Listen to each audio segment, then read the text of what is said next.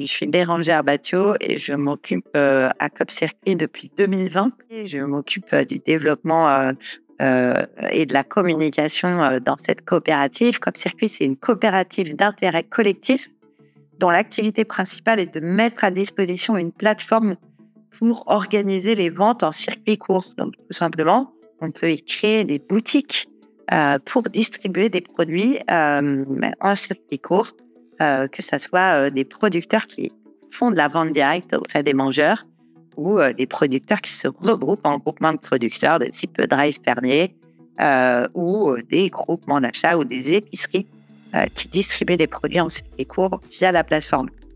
Et la plateforme que nous opérons donc via COP-Circuit est déployée sur un logiciel libre qui s'appelle Open Food Network, qui est mutualisé à l'échelle d'un réseau international qui s'appelle l'Open Food Network. Une plateforme numérique, mais qui est développée à une échelle mondiale, mais qui va être utilisée par des acteurs à des échelles micro-locales, à l'échelle d'un village ou d'un quartier, pour organiser des circuits de distribution.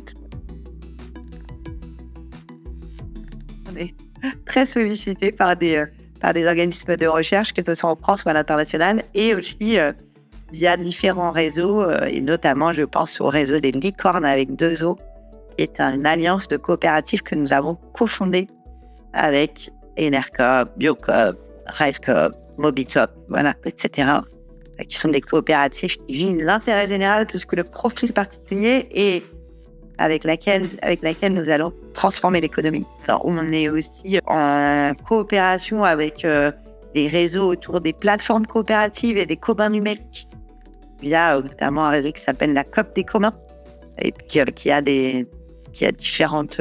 la COP des communs est une instance française, mais il y a des réseaux aussi internationaux autour des plateformes coopératives, desquels on est proche également.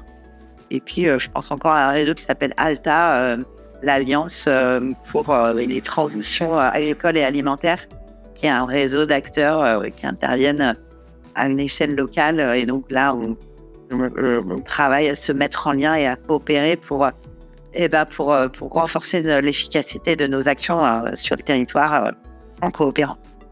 Nos clients, donc, qui sont ces organisateurs de circuits courts qui gèrent des boutiques sur la plateforme, en fait, nous font des apports aussi très précieux, en fait. À savoir que, par exemple, ils vont nous faire, par l'échange, ils vont nous faire remonter des cas d'utilisation qu'ils ont, c'est-à-dire comment ils organisent leurs ventes, notamment. Concrètement, voilà, quels sont leurs modèles juridiques, quels sont leurs modèles économiques, comment ils s'organisent sur la logistique, quels sont les collectifs qui sont tissés sur les territoires, quels sont les rapports économiques entre tous ces acteurs.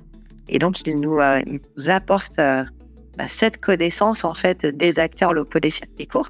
Et ils nous aident aussi à débusquer des soucis sur la plateforme, en fait, sur l'outil numérique en lui-même, des petits bugs qui peuvent arriver un matin, quelque chose qui marche plus ou quoi. Donc, c'est plutôt, voilà, je les mettrais dans la catégorie des acteurs avec qui on coopère, de nos clients.